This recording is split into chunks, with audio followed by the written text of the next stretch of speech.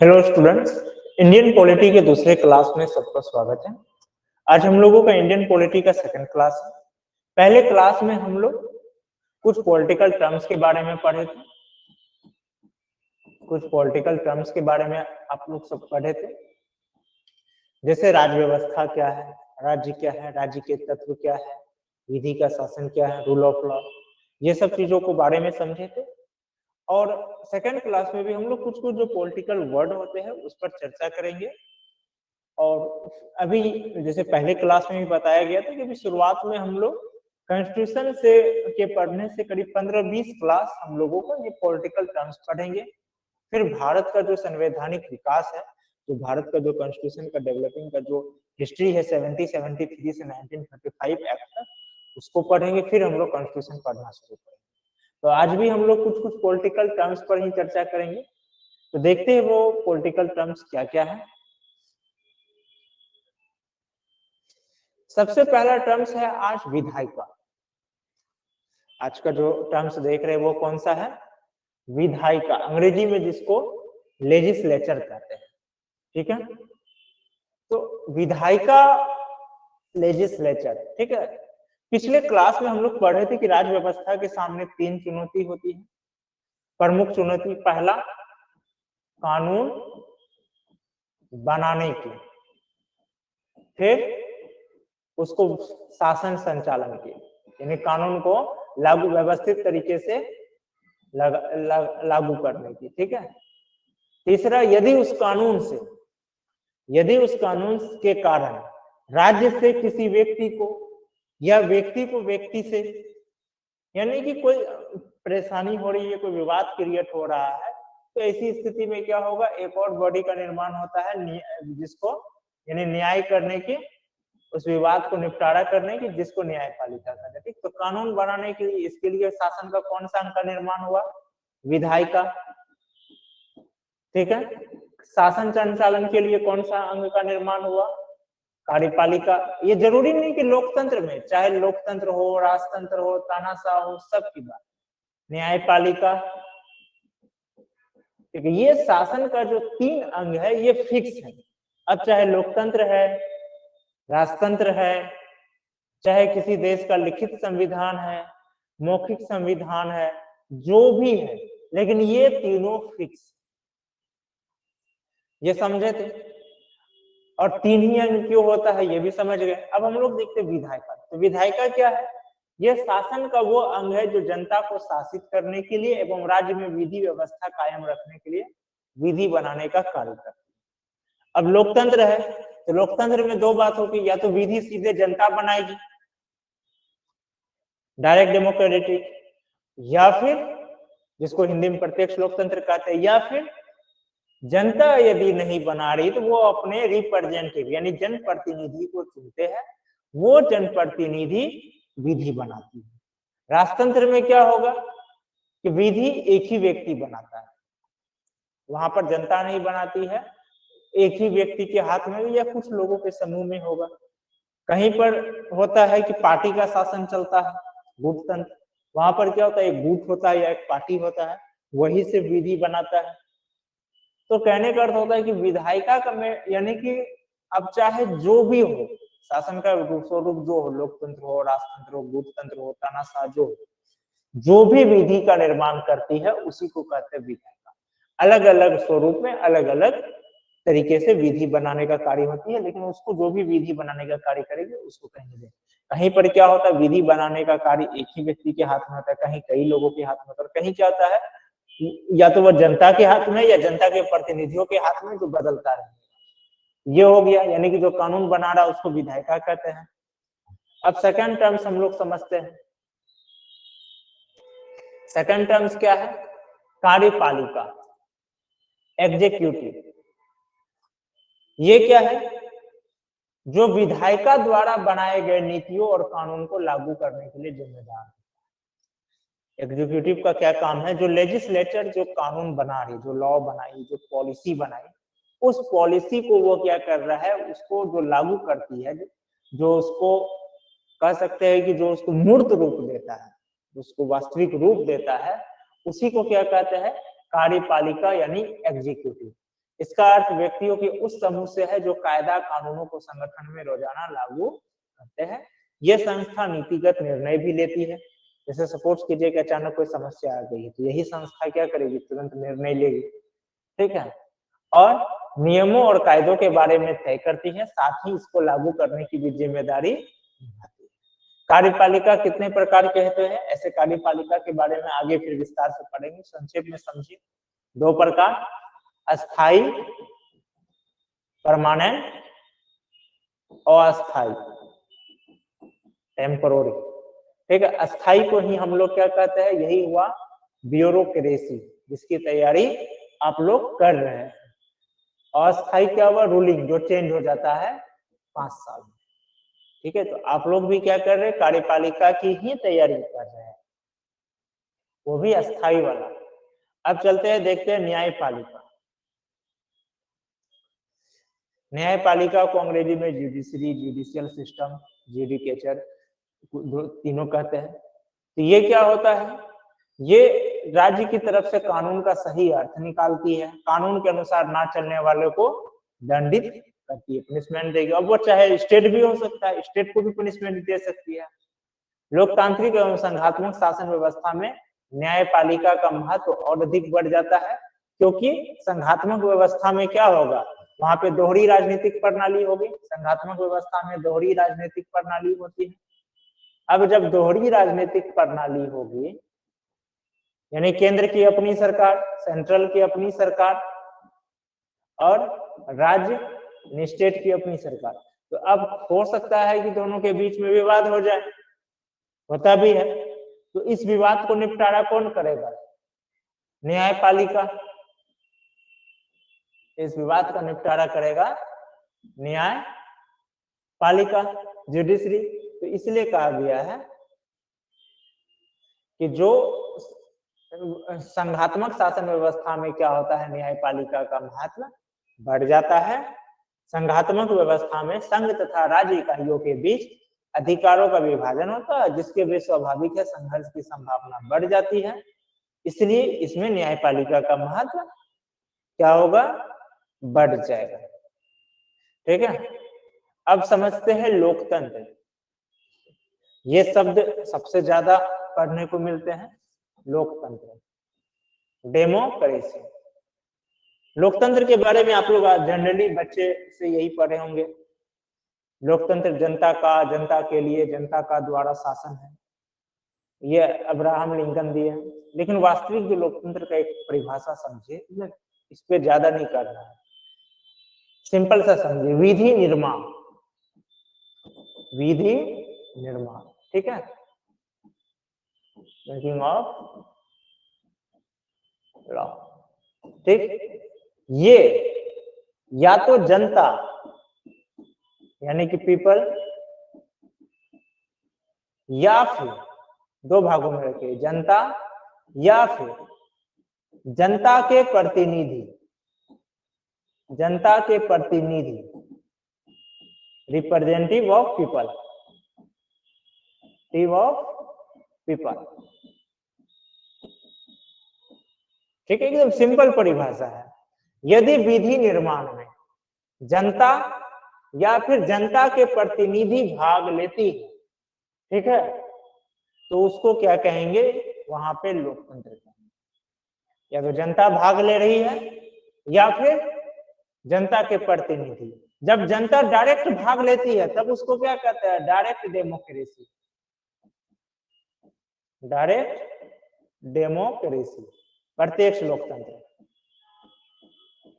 ठीक है। और जब जनता इनडायरेक्ट भाग लेती है तब उसको क्या कहते हैं, इनडायरेक्ट डेमोक्रेसी,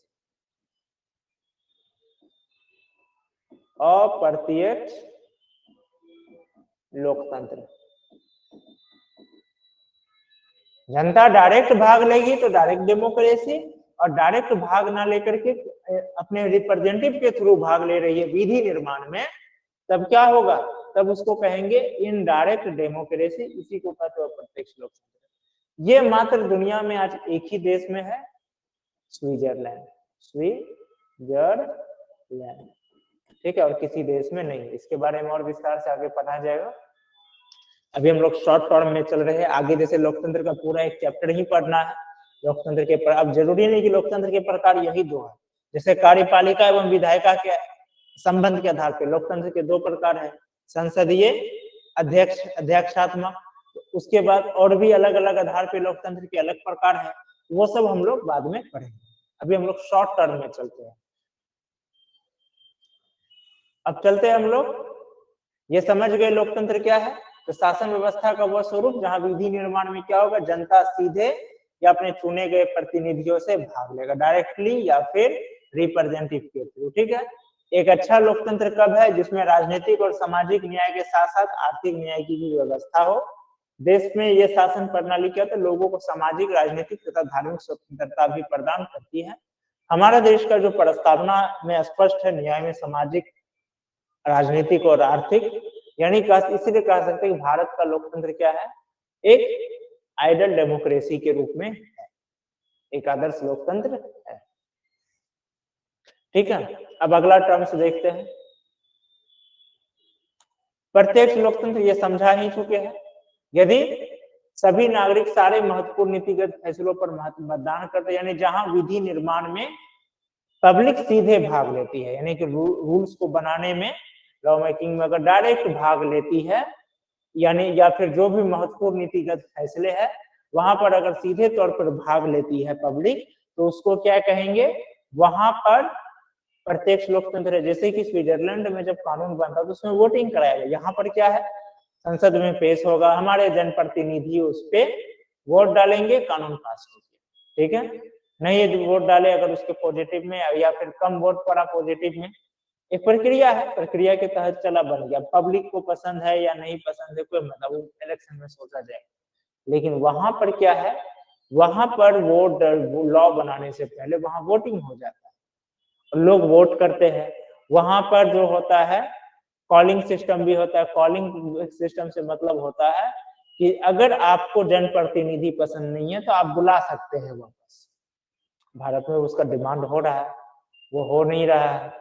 ठीक है, तीसरा वहां पर एक और चीज है, मान के चलिए वहां जितने मिनिस्टर होते हैं, क्योंकि वहां क्या है, बहुल कार्यपालिका, आगे पढ़ेंगे हम लोग बहुल कार्यपालिका प्लूरल एग्जीक्यूटिव क्या होता है। यहाँ पर क्या होता है, जैसे राष्ट्रपति प्रधानमंत्री को चुना, प्रधानमंत्री के सलाह पर ही वह अन्य मंत्री को चुनेगा और उनके ही सलाह पर अन्य मंत्री को हटा सकता है। लेकिन वहां हर किसी भी मंत्री को हटाने के लिए फिर वोटिंग होगा, यानी गृह मंत्री है और सपोज कीजिए भारत में गृह मंत्री और प्रधानमंत्री में नहीं बन रहा है, तो प्रधानमंत्री गृह मंत्री को हटा सकता है। वहां नहीं, वहां पर पब्लिक यदि चाहेगी, ठीक है, तब जाकर के होगा, नहीं चाहेगी तो नहीं होगा। इस वहां की कार्यपालिका की ये खासियत है, क्योंकि वहां प्रत्यक्ष लोकतंत्र है स्विट्जरलैंड में, इसलिए ये होता है। तो प्रत्यक्ष लोकतंत्र में कह सकते हैं कि जो नागरिक होंगे सारे महत्वपूर्ण नीतिगत फैसलों पर सीधे भाग लेते हैं। इसमें कोई प्रतिनिधि या मध्यस्थ नहीं होता है। सभी प्रत्यक्ष लोकतंत्र कहाँ होता है, ये छोटे नगर समुदाय या नगर राष्ट्रों में होगा। क्योंकि भारत में जैसे पहले ही बोले कि ये मांग हो रहा नहीं हो सकता, बहुत जटिल है करना, क्योंकि ये 140 करोड़ की आबादी है। होने के लिए तो हो सकता है लेकिन इतना आसान नहीं है। ठीक है, इसका एग्जाम्पल स्विट्जरलैंड है। अप्रत्यक्ष लोकतंत्र, इनडायरेक्ट डेमोक्रेसी, इसमें क्या होगा भाई, जैसा अभी थोड़ी देर पहले बताया कि विधि निर्माण में क्या होगा, जनता विधि निर्माण में जो होगी कौन भाग लेगी, जनता ना भाग लेकर के उनके प्रतिनिधि भाग लेते हैं। प्रतिनिधियों का चयन किया जाता है, जो भारत में एमपी का इलेक्शन होता है, एमएलए का इलेक्शन होता है, और वही क्या करेंगे, वो विधि करेंगे। इसको प्रतिनिधि लोकतंत्र भी कहते हैं, इनडायरेक्ट डेमोक्रेसी, इसको रिप्रेजेंटेटिव डेमोक्रेसी भी कहते हैं। ये कहाँ हुआ, भारत, अमेरिका, ब्रिटेन, ये सब में है। अब हम लोग देखते हैं गणतंत्र। गणतंत्र क्या है, तो गणतंत्र क्या है कि जो देश का सर्वोच्च पद, किसी भी, देखिए गणतंत्र और लोकतंत्र में एक हल्का डिफरेंस होता है। हो सकता है कि कोई देश गणतंत्र हो लेकिन लोकतंत्र नहीं हो सकता है कोई देश लोकतंत्र हो गणतंत्र नहीं हो, जैसे ब्रिटेन लोकतंत्र है गणतंत्र। तो गणतंत्र क्या होगा, देश का जो सर्वोच्च पद होगा वो वंशानुगत नहीं होगा, वो जो होगा जो सर्वोच्च पद जो होता है वो हेरिडेटरी ना होकर के क्या होता है वो इलेक्टेड होता है, यानी कि उस पे कोई भी व्यक्ति जा सकता है, हम भी बैठ सकते हैं, आप भी बैठ सकते हैं, कोई भी बैठ सकता है। तब कहते हैं कि वो देश क्या है, गणतंत्र है, यानी कि सर्वोच्च पद सबके लिए खुला। अब आप कहेंगे कि फिर से सब सर्वोच्च पद सबके लिए खुला तो फिर लोकतंत्र, क्योंकि लोकतंत्र का परिभाषा क्या है, जहां विधि निर्माण में जनप्रतिनिधि भाग लेते हैं, या जनता स्वयं या उसके जनप्रतिनिधि भाग लेते। मान के चलिए कोई ऐसा देश है जिसमें सर्वोच्च पद ओपन है, सर्वोच्च पद कोई भी जा सकता है। अब हम सर्वोच्च पद में चले गए, सपोज कीजिए, अब जैसे हम सर्वोच्च पद पे गए, अब विधायिका की भी शक्ति मेरे पास आ गई, कार्यपालिका भी मेरे पास है, न्यायपालिका भी मेरे, यानी सर्वोच्च पद का रास्ता सबका खुला हुआ। जैसे ये सर्वोच्च पद है, भारत में क्या है, सर्वोच्च पद है, सर्वोच्च पद क्या है, राष्ट्रपति है, प्रेसिडेंट है, इसको समझे, सर्वोच्च पद प्रेसिडेंट हुआ, प्रेसिडेंट कोई भी बन गया। अब ये प्रेसिडेंट क्या करता है, अपने लिए काउंसिल ऑफ मिनिस्टर्स बनाता है, यानी कि मंत्री परिषद बनाता है, ठीक है। ये काउंसिल ऑफ मिनिस्टर मंत्री परिषद जो बनेगा, इसका क्या नियम है, या तो ये जनता द्वारा चयनित होगा या जनता द्वारा चयनित होना पड़ेगा, ठीक है। चलिए ये राज्यसभा के थ्रू आ गया, किसी भी थ्रू आ गया, कोई दिक्कत नहीं, बन गया काउंसिल ऑफ मिनिस्टर्स, कोई बात नहीं, हो सकता है ये जनप्रतिनिधि आना हो, वो राज्यसभा के थ्रू आ गया, मनोनीत हो गया, कुछ कुछ ऐसा भी हो सकता है। लेकिन ये काउंसिल ऑफ मिनिस्टर्स कानून बना नहीं सकता, ये फैसला ले सकता है, कानून बनाने का सिर्फ फैसला लेगा, कानून नहीं बना सकता, कानून बनेगा पार्लियामेंट में। सरकार जब भी कोई कानून बना वो पार्लियामेंट में आएगा। अब पार्लियामेंट उसको पास करता है या नहीं करता है, पास करेगा तो कानून बनेगा, पास नहीं करेगा नहीं बनेगा। अब पार्लियामेंट में कौन पास करेगा, जनप्रतिनिधि, रिप्रेजेंटेटिव,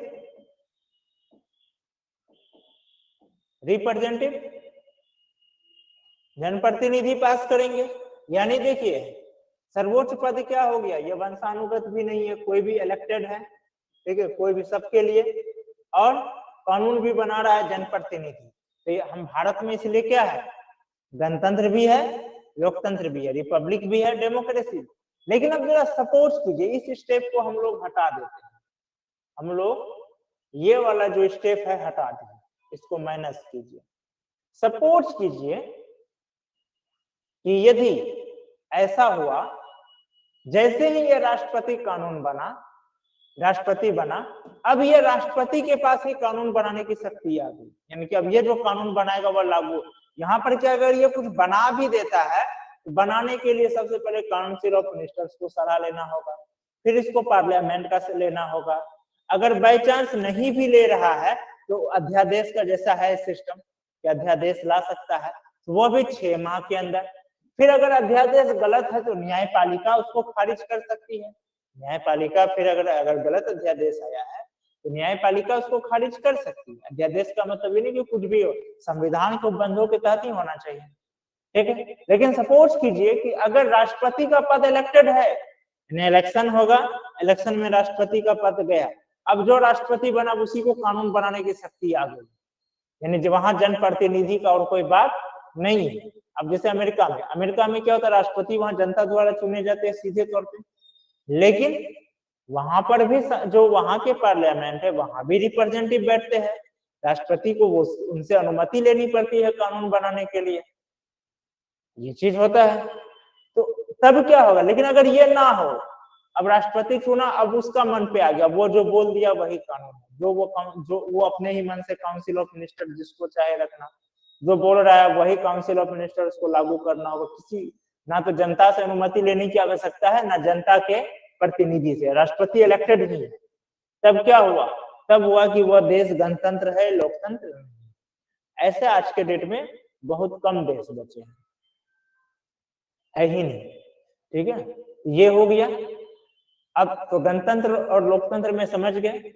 सामान्यतः जितने भी गणतांत्रिक देश है वहां पे लोकतंत्र है, लेकिन ये जरूरी भी नहीं है। जैसे चीन में लोकतंत्र नहीं है, वहां एक पार्टी का शासन चलता है, वहां एक पार्टी का शासन चलता है, लेकिन जो वहां सर्वोच्च पद है वो सबके लिए खुला हुआ, कोई वंशानुगत नहीं है। तो गणतंत्र और लोकतंत्र में यही एक बेसिक अंतर है। सामान्यतः इसको एक ही लोग समझते हैं, लेकिन ऐसा है नहीं, थोड़ा सा डिफरेंट रहता है।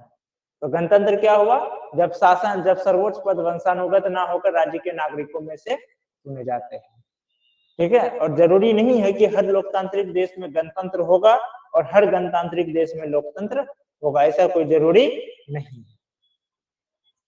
अब समझते हैं राजतंत्र। राजतंत्र क्या है?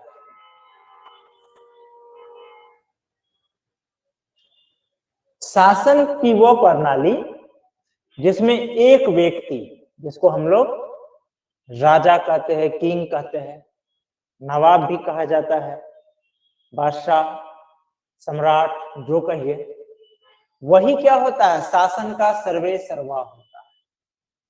वह शासन का सब कुछ होगा, वही शासन का सर्वे सर्वा होगा, ठीक है। वही शासन में जो है नहीं है, वही शासन का सब कुछ है, ठीक है। यानी कि संपूर्ण प्रभुत्व संपन्न वही एक व्यक्ति पर है। वह जनता द्वारा चुना हुआ नहीं होता है, वंशानुगत होगा, ठीक है, या फिर किसी राजा को युद्ध में हरा करके तब बनता है। और ये संसार की सबसे पुरानी एवं स्वाभाविक शासन प्रणाली है। और इसमें क्या होगा, शासन की सारी शक्ति क्या होगा, एक ही व्यक्ति पर केंद्रित होता है। राजा जो बोल दिया वही होगा। राजा बोला कर मुक्त, कर मुक्त। राजा बोला कर बढ़ा दो, कर बढ़ा दो, कर कम कर दो, कम कर दो। वहां कोई बिल वाली बात नहीं होता, ठीक है। ये हो गया राजतंत्र, समझ गए। अब हम लोग चलते हैं आगे, देखते हैं आगे जो ये दो टर्म्स है इसको अच्छे से समझने की जरूरत है, यहाँ अक्सर स्टूडेंट फंसते हैं। जैसे हम पहले भी बताया कि लोकतंत्र का कई प्रकार होते हैं अलग अलग आधार पर। जैसे जनप्रतिनिधि के आधार पर हुआ, प्रत्यक्ष अप्रत्यक्ष, जहां कानून निर्माण के आधार पर, जहां जनता डायरेक्ट कानून बनाती है वहां प्रत्यक्ष डायरेक्ट डेमोक्रेसी, जहां जनप्रतिनिधि कानून बनाने में भाग लेती है वहां इनडायरेक्ट अप्रत्यक्ष। उसके बाद सेकंड जो होता बताए, विधायिका और कार्यपालिका के संबंध के आधार पर संसदीय और अध्यक्षात्मक। उसी तरह आप कह सकते हैं, ठीक है, सर्वोच्च पद के आधार पर, ठीक है, जो सर्वोच्च पद होता है, जो सर्वोच्च पद के आधार पर भी लोकतंत्र दो प्रकार का होता है। वो दो प्रकार कौन कौन सा होगा, राजतांत्रिक लोकतंत्र मोनार्कियल डेमोक्रेसी, गणतांत्रिक लोकतंत्र रिपब्लिकन डेमोक्रेसी, ठीक है। राजतांत्रिक लोकतंत्र, गणतांत्रिक लोकतंत्र। राजतांत्रिक लोकतंत्र का जैसे एग्जांपल हो गया, सिंपल में समझ लीजिए, ब्रिटेन। ब्रिटेन में क्या होता है, वहां लोकतंत्र है। ब्रिटेन में देखिए क्या है, वहां जो विधि निर्माण होगा, विधि निर्माण में कौन भाग लेता है, रिप्रेजेंटेटिव भाग लेता है, रिप्रेजेंटेटिव भाग लेता है, ठीक है, यानी जो एमपीज होते हैं। इवेन की जो वास्तविक शासक होता है कौन होता है, वह क्राउन ना होकर प्रधानमंत्री होता है। और वहां का प्रधानमंत्री में ऐसे भारत की तरह नहीं हो जाता है कोई भी बन गया। वहां के प्रधानमंत्री के लिए सबसे पहला बात है कि भारत में क्या है, ऊपरी सदन, उच्च सदन और निम्न सदन कहीं से भी बन सकता है। लोकसभा, राज्यसभा कहीं से भी बन सकता है। लेकिन वहां पर क्या है, ब्रिटेन का प्रधानमंत्री कभी भी निम्न सदन का ही सदस्य होना चाहिए।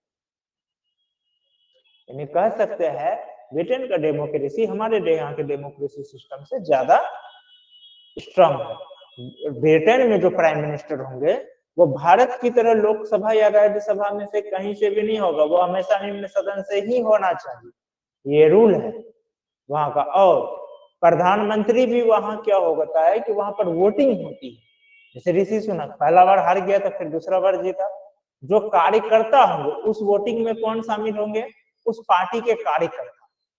जैसे सपोर्ट कीजिए भारत में क्या है, बीजेपी मान के चलिए है, कांग्रेस है, अगर मान के चलिए बीजेपी का पहले या तो पहले से घोषित होता है, या संसद लोग आया चुन लिया कि हाँ भाई नरेंद्र मोदी मेरा पीएम है, राहुल गांधी मेरा पीएम है, जिसके भी बारे में है चुन लिया, वहां पे कार्यकर्ताओं से वोटिंग कराया जाता, वो भी पेपर में लिखित, ताकि कल कोई कार्यकर्ता भाग नहीं सकता कि मुझको चुने नहीं थे। कार्यकर्ता लोग वहां पर वोटिंग कराता है, और जो उस वोटिंग में आगे बढ़ेगा वही ब्रिटेन का पीएम सीधे तो उनका डेमोक्रेसी सिस्टम अलग। तो कहने का अर्थ कि वहां का विधि निर्माण में कौन भाग ले रहा है, जनप्रतिनिधि भाग ले रहे हैं, एमपी भी भाग ले रहे हैं, ठीक है, और जो वहां का संसद तय करता है वही कानून बनता है। हाँ जैसे भारत, लेकिन उसका जो सर्वोच्च पद है, ब्रिटेन का जो सर्वोच्च पद है, सर्वोच्च पद क्या है, क्राउन। ये क्राउन क्या है, ये वंशानुगत है, यानी ये हेरिटेज के तहत होगा। ये क्या है, हेरिडेटरी है, यानी कि पीढ़ी दर पीढ़ी है, वो इलेक्टेड नहीं है, पीढ़ी दर पीढ़ी नहीं। तो यानी कि ब्रिटेन में चूंकि विधि निर्माण में कौन भाग ले रहा है, जनप्रतिनिधि भाग ले रहा है, तो चूंकि जनप्रतिनिधि भाग ले रहा है इसलिए वहां क्या है, ब्रिटेन में लोकतंत्र है, ठीक है, डेमोक्रेसी है। और लेकिन वहां का सर्वोच्च पद क्या है, सर्वोच्च पद वंशानुगत है, पीढ़ी दर पीढ़ी है, इसलिए वहां क्या हो गया, राजतंत्र भी हो गया। इसलिए ब्रिटेन के लोकतंत्र को क्या कहा जाएगा, ब्रिटेन के लोकतंत्र को कहा जाता है राजतांत्रिक लोकतंत्र। ब्रिटेन के लोकतंत्र को इसलिए क्या कहा जाता है, मोनार्कियल डेमोक्रेसी। डेनमार्क में भी यही है, डेनमार्क में भी यही सिस्टम है, और भी कई देश है जहां यही सिस्टम है, यानी कि जहां मतलब मोनार्कियल डेमोक्रेसी का मतलब हुआ, सिंपल समझिए, विधि निर्माण तो जनप्रतिनिधि कर रहा है, लेकिन सर्वोच्च पद क्या है, वंशानुगत, ठीक है। तो यही हुआ। अब गणतांत्रिक लोकतंत्र, ठीक है, गणतांत्रिक लोकतंत्र, रिपब्लिकन डेमोक्रेसी, इसमें क्या होगा, इसका उल्टा हो जाएगा। यहाँ पर क्या होगा, विधि निर्माण जो होगा ये जनप्रतिनिधि लेगा, बिल्कुल उनके तरह, विधि निर्माण जनप्रतिनिधि, और सर्वोच्च पद जो है, सर्वोच्च पद क्या होगा, वो वंशानुगत होगा, सर्वोच्च पद वंशानुगत होगा, ये हेरिडेटरी होगा, सॉरी इसमें सर्वोच्च पद वंशानुगत नहीं होगा, वंशानुगत नहीं होगा, ये जनता द्वारा नागरिकों में, ध्यान रखिए, जनता द्वारा नागरिकों में चयनित होगा। ऐसा मान के चलिए हो सकता है चुनवा जनता ही चुन रहा है, लेकिन फिक्स है, जनता को भी क्या कर दिया है, जनता द्वारा या जनप्रतिनिधि द्वारा। एक चीज और है, जैसे भारत में जनप्रतिनिधि, अमेरिका में ना जनता द्वारा है, भारत में तो जनप्रतिनिधि द्वारा। तो कहने का है गणतांत्रिक लोकतंत्र क्या हुआ, जहां विधि निर्माण में जनता या जनता के प्रतिनिधि भाग ले रहे हैं, और सर्वोच्च पद में जनता या जनता के प्रतिनिधि द्वारा, जनता या जनप्रतिनिधि द्वारा, ठीक है, पब्लिक बाय द पीपल या फिर by the representative of people, इन दोनों में से कोई भी, किसी भी नागरिक में, देश के कोई भी नागरिक में से बन सकता है, बशर्ते वो अर्हता यानी योग्यता अगर रख रहा है, एबिलिटी रख रहा है, तो तब क्या होगा, गणतांत्रिक लोकतंत्र। इसमें क्या होगा, यानी कि विधि निर्माण में क्या हो गया, इसमें हो गया गणतांत्रिक लोकतंत्र में, विधि निर्माण में जनता या जनप्रतिनिधि, अंग्रेजी में पीपल या रिप्रेजेंटेटिव, ठीक है। और सर्वोच्च पद भी क्या होगा, सर्वोच्च पद कोई भी नागरिक, ठीक है, सर्वोच्च पद कोई भी नागरिक, किसके द्वारा, जनता या फिर जनप्रतिनिधि, तब क्या कहा जाएगा, यानी कि यहाँ पे वो भारत में क्या है, यानी लोकतंत्र भी है, क्योंकि तो विधि निर्माण में जनप्रतिनिधि भाग लेते हैं, और सर्वोच्च पद कोई भी नागरिक बन सकता है। अब कोई 18 साल का बच्चा चाहे वो नहीं बन सकता है ना, 18 साल का युवक, क्योंकि उसका नियम है 35 साल, तो कोई भी नागरिक बन सकता है। और किनके द्वारा चुना जाता है, जनप्रतिनिधि द्वारा। अमेरिका में क्या है, वहां भी कोई भी नागरिक बन सकता है, लेकिन वो जनता द्वारा चुना जाता है। तो जनता या जनप्रतिनिधि कोई भी चुनता है और कोई भी नागरिक बन सकता है, इसलिए यहाँ गणतंत्र है। तो इसलिए भारत और अमेरिका में क्या है, गणतांत्रिक लोकतंत्र। और भी देशों में जैसे पाकिस्तान, हालांकि वहां सैनिक तानाशाह के कारण डेमोक्रेसी समाप्त हो जाती है, तो स्वाभाविक है रिपब्लिक भी समाप्त, लेकिन उसका भी एग्जाम्पल है। और जरूरी नहीं है कि कोई देश अगर लोकतंत्र है तो वो गणतंत्र होगा, या कोई देश गणतंत्र है तो लोकतंत्र होगा ही होगा। ये सब स्वरूप है।